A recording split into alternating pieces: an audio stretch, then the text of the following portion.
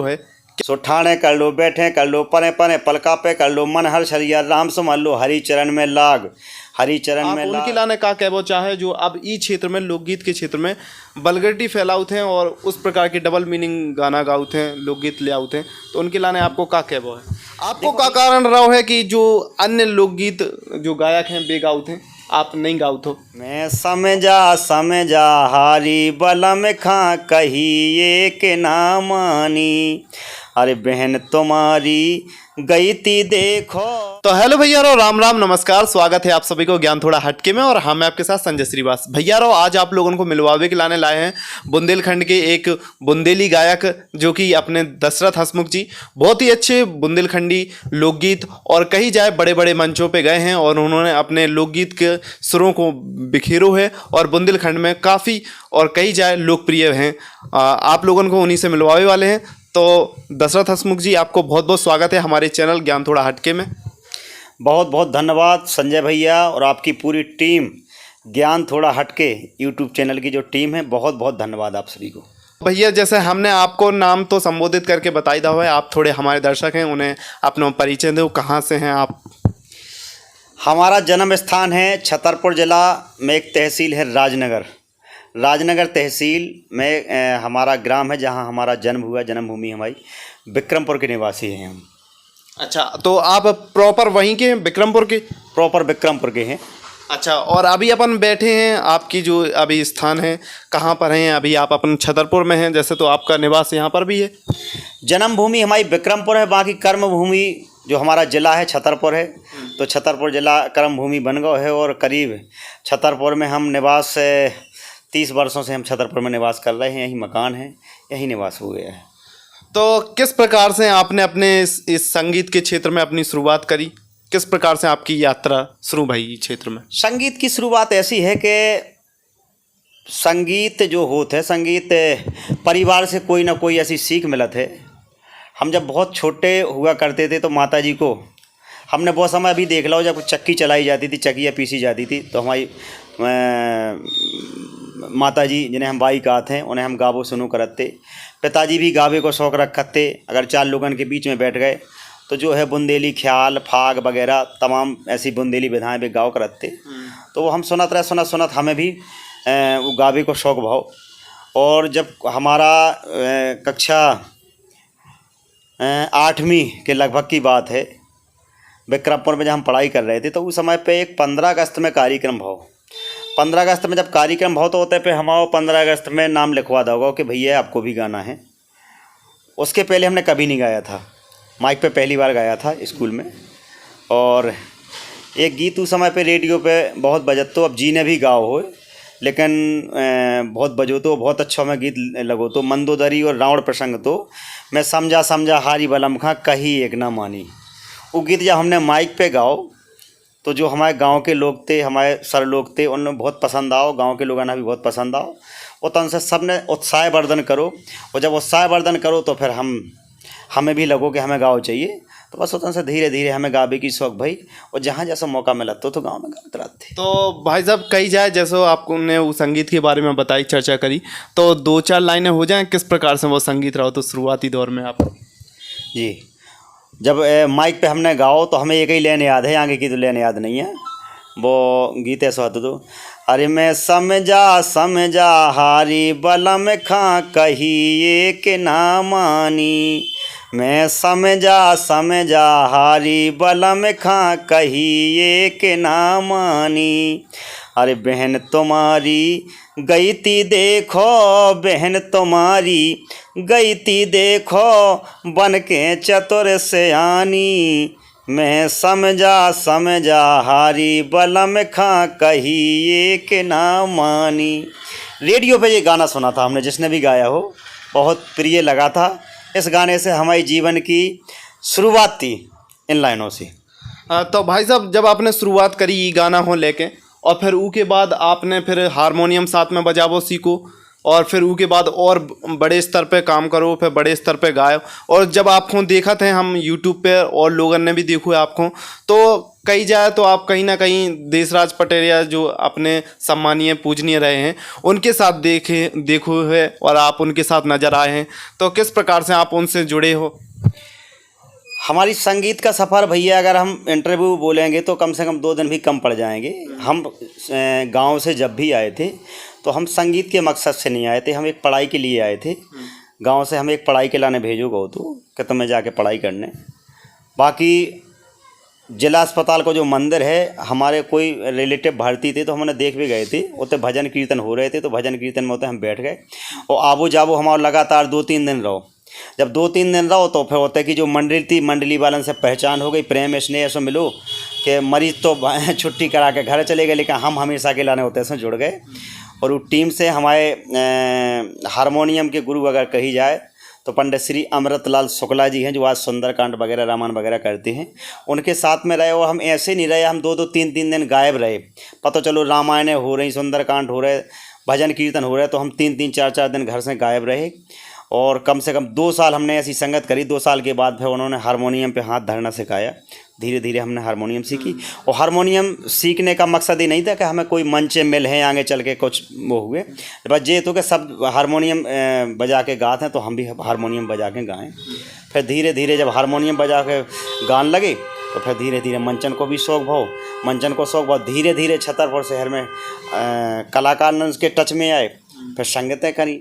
इसके बाद में पूजनीय पटेरिया जी, पूजनीय चंद्रभूषण पाठक जी, पूजनीय उर्मिला पांडे जी, लक्ष्मी त्रिपाठी जी, तमाम कलाकार जो ऑडियो कैसेट उस समय पे बजते थे, इनकी तमाम कलाकारों के हमने, सामान्य कलाकारों के हमने ऑडियो कैसेट सुने। और कैसेट सुन के बस अपनों संगीत को सफ़र आगे बढ़त गए। तो भाई साहब अपने इस क्षेत्र में आपको गुरु कौन रहा है?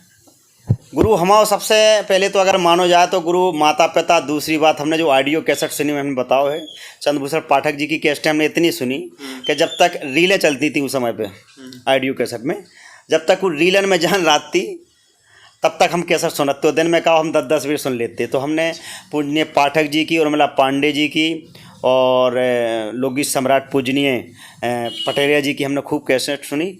और अगर संगीत के मंचन को सफ़र की अगर बात करी जाए तो मंचन के सफ़र के लाने हमारे पंडित श्री देशराज पटेरिया जी के भतीजे, हमारे गुरुतुल बड़े भैया जयप्रकाश पटेरिया जी हैं, जो हमने उनके साथ में कई मंचों पर लगभग 10-15 साल उनके साथ में रहे हैं, उनका मार्गदर्शन पाया है।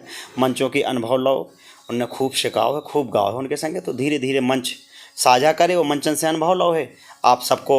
अच्छे गीतन के माध्यम से, अच्छे गीत हमने हमेशा गाए हो, हमेशा गा भी, तो रिजल्ट भी अच्छे मिलो। बिल्कुल। तो लोगन को पसंद भी आए हैं और काफ़ी लोग पसंद करते हैं, और इनके सुर और जो आवाज़ है एकदम उमंग है और प्रसन्न कर देते हैं लोगन को। तो अपनी 1-2 और लाइन हो जाएं जो अपनी खास रही हूँ और जो लोगन को पसंद आई हूँ। यूट्यूब के ज़माने में जब शुरू में हमने एक गीत डालो तो बहुत लोगन ने सुनो। पूजनीय पटेरिया जी ने गाओ तो एक गीत, और वो हमने मोबाइल, पहले तो कैमरा वैमरा ना थे, ना ऐसी कोई व्यवस्था आई थी, मोबाइल से वीडियो बना ले जाते। और यही शौक रहती कि यूट्यूब पे हमारा गाना पहुंच जाए। तो 2 लाइनें हमने पटेरिया जी से सुनी थी, पारंपरिक गीत की हैं, वो बहुत सुनी थी। अरे पीपर पत्ता चीके नो और टोरे निकरे दूध ऊ सही कर लो रे। पीपर पत्ता चीके नो और टोरे निकरे दूध ऊ सही कर लो रे। अरे ठाणे कर लो, बैठे कर लो, परे परे पलका पे कर लो। सो ठाणे कर लो, बैठे कर लो, परे परे पलका पे कर लो। मन हर शरिया राम संभाल लो, हरि चरण में लाग, हरि चरण में लाग। अरे पीपर पत्ता चीके नो और टोरे निकरे दूध ऊ सही कर लो रे। हालांकि जो ऐसा लगा जैसे डबल मीनिंग वाला गीत है, डबल मीनिंग के लाने, जो माला के लाने का वो भजन की बात है ही में, कि चाहे ठाणे कर लो, चाहे परे परे पलका पे माला कर लो, और चाहे खड़े खड़े कर लो। ऐसे डबल मीनिंग गीत गाए गए हैं पहले। अब आज के समय में भैया लोकगीतन को परिवेश बहुत बदलत जा रहा है। जब अगर डबल मीनिंग वाले, डबल अर्थी गीत अगर गाए जाते तो उनको अर्थ बड़ा मजबूत रात, तो दूसरों पक्ष जो रात तो बड़ा मजबूत रात तो। लेकिन आजकल जो गीत गाए जा रहे हैं तो खुलना गा रहे हैं लोग, और ऐसी भाषा गा रहे हैं, ऐसे शब्द गा रहे हैं कि जो शब्द सुनत में भी फीके लगत हैं। तो भाई साहब आपके जो लोकगीत संगीत सुनत हैं तो धार्मिक और एक कही जाए एक नेचुरलिटी देखी जाता है और लोगन को जो आप देख सकत हो विद फैमिली सुन सकत हो, ऐसे लोकगीत आपने गाए हैं और लोगन को काफ़ी पसंद आए हैं। आपको क्या कारण रहा है कि जो अन्य लोकगीत जो गायक हैं बेगाउत हैं, आप नहीं गाउत हो? हमारा पहली बात तो हम ऐसे परिवार से हैं कि जहाँ संस्कार ऐसे रहे हैं कि हमेशा मान मर्यादा में हम बंधे रहे, माता पिता की आज्ञा करी, बड़ों की आज्ञा करी जो हमारे सम्मानजनक हैं, चाहे वो कलाकार हो में, चाहे अपन से बड़े हो में, जिनके भी हमने हमेशा सबका सम्मान किया है। और ऐसे ही कलाकारों की हमारी हमेशा से संगत रही है। अब कई लोग आज भी कान लगत के तुम्हें वैसे गीत गाओ, चाहिए अच्छे 2 गीत में वायरल हो जाओ, 3 गीत में वायरल हो जाओ, तो हम जो नहीं चाहता कि हम वायरल हो जाएं, 2-3 गीत में वायरल तो हो जाएं, लेकिन हम जो चाह रहे हैं कि जो हमने 20 साल से जो अपना नाम गाओ है और जो हमने कमाओ है, तो पता चलो 2 गीत के बाद में वही जनता जो हमें सुन रही फिर वही जनता कैसी कैसी बातें करे, तो वो हम नहीं चाहता। और हमें जो भरोसा है कि जो गीत हम गा रहे हैं या जो गीत गवत आए हैं, तो अच्छे अगर गीत गा भी तो भी हमेशा सुने जे हैं। और अगर हम कोनो गलत गीत गा भी गलत बहुत तो 2-4 दिन को महीना 2-4 महीना चले, इसके बाद में भी गीत दब जाते पता नहीं चला है राजात भी गीत। और भाई साहब जब आप इतने पढ़वे के उद्देश्य से आए थे, आपको कोई उद्देश्य नहीं है तो कि हम इस क्षेत्र में आए संगीत की लाइन में, तो अपनी पढ़ाई कहाँ तक भई है? पढ़ाई हम कर पाए हैं 10वीं तक। अच्छा। 10वीं तक पढ़ाई करी है हमने। फिर के बाद में कुछ परिस्थितियाँ ऐसी परिवार की रहती हैं कि जो आगे नहीं पढ़ पाए हैं। 3 भाई हैं हम लोग, तो 3 भाइयों में तीनों लोगों ने हमने 10वीं तक पढ़ाई करी है। और बाकी सब अपने अपने बिजनेस में, ये दुकान है, छोटे भैया मैनेज करते हैं, फील्ड को काम है जो मार्केट को काम है वे संभालते हैं, बाकी जब दुकान है तो हम बैठे थे, भांजे भी हमारे कृष्णा है साथ में, वे भी बैठे थे, तो दोनों लोग हम दुकान पे बैठे थे, बाकी भी फील्ड को पूरे होलसेल को काम है अपने पूरे ज़िला में, तो हर एक जगह जाते हैं मान तो भैया। तो आपकी भरी पूरी फैमिली है? पूरा परिवार है और पूरा परिवार यहीं छतरपुर में रह रहा है। एक बीच वाले भाई हैं वे जरूर दिल्ली में रहते हैं, हमारे आसीराम, वो दिल्ली में रह रहे हैं, वो आरओ को काम कर रहे थे दिल्ली में, बाकी हम लोग यहीं पे रह रहे हैं। तो जैसे आप शादीशुदा हो और उसके बाद भी आप लोकगीत गायक भी हो और आप मंचन पे जात हो, कहीं दूर जात हो, बड़े प्रोग्राम करत हो, बाहर जात हो, तो कभी कभार 1-2 दिन लग जात, जैसे लौटवे में, जावे में, आवे में समय लग जात, तो फैमिली में क्या रिएक्शन रहा है? अपने घर के जो घर वाले हैं उनको क्या रिएक्शन रहा है? देखो ऐसा होता है, जब कोनो काम में ढल जाओ तो शुरू में ज़रूर जो लगन लगा था, चिंताएं रहती कि भैया इतने दूर जा रहे हैं, 2-3 दिन लग गए हैं, जो होगा वो होगा। फिर जब अब आए दिन को काम होगा, हमारा तो यही होगा कि महीना में 2-4 जगह हमें जानी है, 2-4 दिन को प्रोग्राम, 2-4 दिन तो प्रोग्राम करनी है, तो वो एक रूटीन में आ जाता। चर्चाएँ ज़रूर होती, जब बाहर जाते हैं तो घर से फ़ोन पहुँचाते हैं, पिताजी के फ़ोन पहुँचाते रहते हैं। कैसे घर में अगर परिवार में फिक्र कर भी वालों हो तो माता पिता का ज़्यादा फिक्र रहते हैं, तो पिताजी हमारे ज़रूर बिटिया के द्वारा फ़ोन लगवा उतरा के पापा से पहुँच गए, कब तक आ रहे, कैसे का है, तो फ़ोन उनसे बातें होती रहती हो वो जाबो भी होते। अब जैसे 9 दुर्गन के कार्यक्रम रात, तो 9 दुर्गन के 9-10 दिन के लाने बाहर जाने पड़ा, 6-7 दिन के लाने तो बाहर जाने पड़ा थे, तो बाहर बन रहा तो रूटीन में आ जाते फिर तो वो आम बात हो जाती। जैसे हमने आपको देखो है, आप बड़े बड़े मंचन पे गए हो, जैसे कि डीडी मध्य प्रदेश और मध्य प्रदेश के जो ऑफिशियल गवर्नमेंट चैनल हैं उन पे आपको देखो है, आपने वहाँ पर अपने सुरों को, संगीत को बिखेरो है। किस प्रकार से आपको वहाँ पे सफ़र शुरू हुआ और कैसे वहाँ तक पहुँचे? देखो दिनचर्या हमारी संगीत से जब जुड़ जाता है, कोई भी कलाकार हो, जब दिनचर्या संगीत से जुड़ जाए और जब दिमाग में वही चीज़ें चलत है, तो कैसा मंच हो, कछु भी हो, कोई बात नहीं है, जहाँ जैसा माहौल है, जहाँ जैसी स्टेज हो, वही प्रकार के गीत हो जाते, वही प्रकार को बोलबो हो जाते, वही प्रकार की भाषा हो जाती। और आपको यूट्यूब चैनल भी है, सोशल मीडिया अकाउंट भी हैं, तो बे आपने कब शुरुआत करी, बे कब बनाए और कब उन पे भी काम चालू करो? यूट्यूब चैनल हमारा 2016 में बनाओ तो हमने, उस समय पे चैनल बहुत कम होते, चैनल तो अगर देखे जाएँ तो चैनल जो 19-20 के बाद आए ज़्यादा। छतरपुर में सबसे पहले एक मोबाइल से चैनल हमने ऐसे ही बनाओ तो, और शौक जाराती के यूट्यूब पे हमारे गाना जा में कैसे सबसे पहले पुराना चैनल अगर देखो जाता बुंदेली में कन्हैया कैसेट है ना, तो जो लोगों का तो के बुंदेली में हते थे 2-4, ऐसा नहीं है कि चैनल और भी हते थे लेकिन बहुत कम हते थे, तो जो लोगों का तो के यूट्यूब पे हमारे गाना पहुँचे और हमें भी यूट्यूब पे आदमी सुने, और ऐसा कोई मकसद ना तो ना ऐसा जानकारी है थी कि आगे चल के हम इसे पैसा भी कमावी, आगे चल के हमें इतने फॉलोवर हो जाएं, हमारी इतनी पहचान बढ़ें। अब आज तो चैनल के माध्यम से, फेसबुक पेज के माध्यम से, फेसबुक पेज भी हमारा दशरथ हंसमुख छतरपुर के नाम से है, यूट्यूब चैनल भी दशरथ हंसमुख बुंदेलखंड हंसमुख स्टूडियो, 2 चैनल हैं। तो आज जहाँ भी खड़े हो जाएं बुंदेलखंड क्षेत्र में, चाहे तैसे लेके 200-250 किलोमीटर दूर भी खड़े हो जाएं, तो ऐसा नहीं है कि अगर 1000-2000 लोग हैं, 2-10 लोग ऐसे ना मिलें कि जो ना पहचान जाएँ कि आप हंसमुख जी छतरपुर वाले हैं, बुंदेली गायक। तो हर जगह पहचान के मिल जाते, हर जगह पहचान लिए थे। इस सोशल मीडिया से काफ़ी कलाकार का फ़ायदा भी हुआ। तो जैसे आप बुंदेली लोकगीत के कार्यक्रमों में जात हो, तो आपके साथ और कौन कौन से कलाकार जो फीमेल कलाकार रहती हैं को जात हैं, आपकी संगत करत हैं? हमारे साथ में कई कलाकार ऐसे हैं जो गा के मान लो कई लोगों ने बंद भी कर दिए हैं, कई लोग आज गा भी रही हैं या दूसरे क्षेत्र में चली गई या शादी हो गई है ना। काफ़ी महिला कलाकारों ने गाओ है। सबसे पहले शुरुआत में अगर देखो जाए तो सरोज सरगम ने भी गाओ है, कमलेश कुशवाहा जी ने भी गाओ है जो आज कीर्तन क्षेत्र में पहुंच गई हैं, बेबी प्रजापति जी ने भी गाओ है, रजनी भारती, ज्योति भारती से शुरुआत थी, आज भी रजनी भारती गाती हैं, बीच में पूजा मासूम भी गाती नहीं हैं, और है सो रोशनी पटेल हैं। ऐसे लगभग जो मर्यादित गावे वाली हैं आसपास की हैं, काफ़ी महिला कलाकारों ने गाओ है। तो कही जाए तो जितने भी कलाकार रही हैं, तो जिस प्रकार से आपको बताइए कि अपने जो भाई साहब हैं दशरथ हंसमुख जी, उनके गाना हमेशा मर्यादित रहे हैं और लोगों को कही जाए जो फैमिली विद फैमिली देख सकते हैं ऐसे लोकगीत रहे हैं। तो इनके साथ कलाकार भी वैसे ही जुड़े हैं और जिनके द्वारा ऐसे ही संगीत, ऐसे लोकगीत सुनने के लाने मिलत हैं। तो भाई साहब, आप उनके लाने का कहबो चाहे जो अब ई क्षेत्र में, लोकगीत के क्षेत्र में वल्गैरिटी फैलाउत हैं और उस प्रकार के डबल मीनिंग गाना गाउत हैं, लोकगीत ले आउत हैं, तो उनके लाने आपको का कहबो है? देखो भैया, अपनी अपनी सोच होत।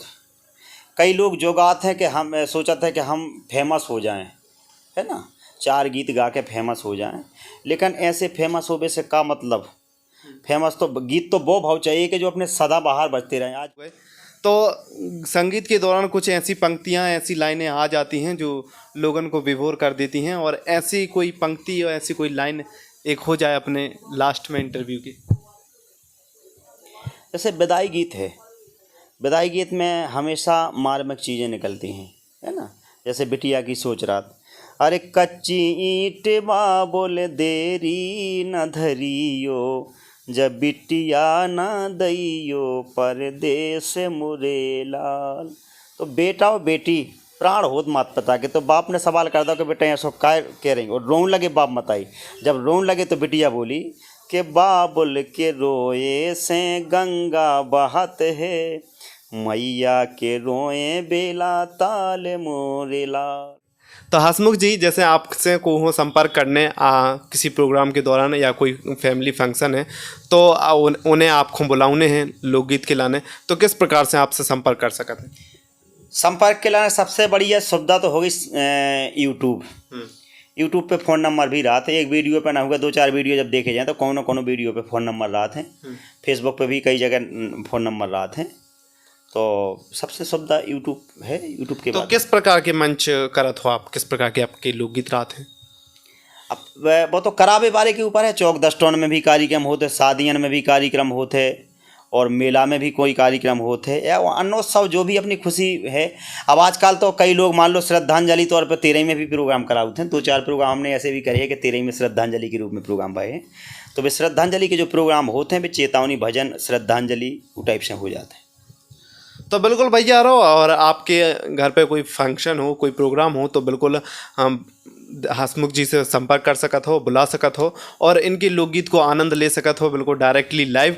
तो मिलत हैं अपन ऐसे ही बुंदेलखंड के प्यारे कलाकार, और कही जाए जो बुंदेलखंड को नाम रोशन कर रहे हैं और बुंदेलखंड को आगे ले जा रहे हैं अपनी शुद्ध वाणी और अपने सुरों को लेके।